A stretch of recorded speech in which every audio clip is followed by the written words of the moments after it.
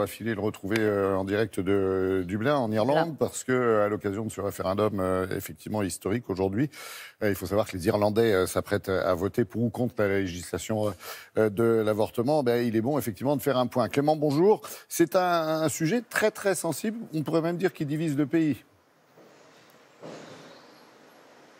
Bonjour Laurent, oui, et les bureaux de vote vont ouvrir dans moins d'une heure maintenant. 3 200 000 électeurs inscrits et une question, vous l'avez dit, faut-il abroger l'amendement qui interdit l'avortement? Alors il faut savoir qu'ici la loi elle est très restrictive et chaque jour une dizaine d'Irlandaises se rendent à l'étranger pour une interruption volontaire de grossesse. L'Irlande très conservatrice, on le sait sur le plan des mœurs, la contraception n'a été autorisée ici qu'en 1993, le divorce en 1995 et ce référendum, il divise entre ceux qui craignent une banalisation de l'avortement et ceux qui pensent que le pays est en retard. Alors quelle est l'atmosphère ici à quelques minutes du vote et alors que les sondages se sont resserrés ces derniers jours? Regardez ce reportage réalisé avec Anto Filippi.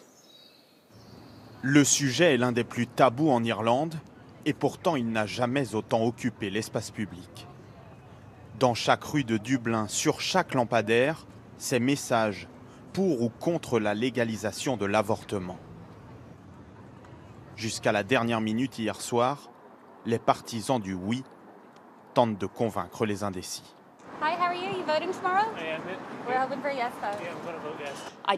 Je ne sais pas si on va l'emporter largement. Je pense que ce n'est pas encore gagné. Si j'ai besoin un jour d'avorter, je veux pouvoir le faire légalement, voir mon médecin qui me connaît. Car aujourd'hui en Irlande, avorter est passible de 14 ans de prison. Le 8e amendement de la Constitution interdit l'IVG, sauf si la grossesse présente un danger pour la vie de la mère.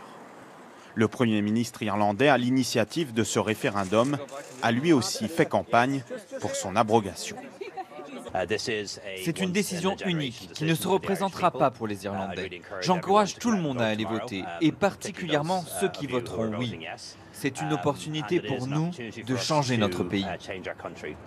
Le camp du non s'est aussi fait entendre.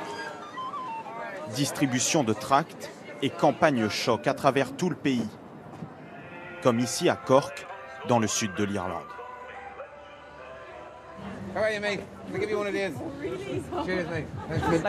Selon moi, il n'est jamais médicalement nécessaire de recourir à l'avortement. Cela tue les enfants qui ne sont pas encore nés.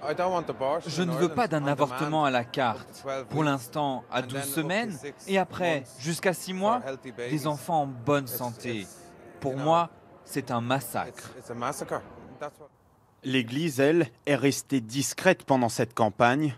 Dans une Irlande en grande majorité catholique, le résultat du référendum, quel qu'il soit, s'annonce historique. Tabou, loi des plus restrictives. Qu'en est-il, Clément, dans les autres pays en Europe ?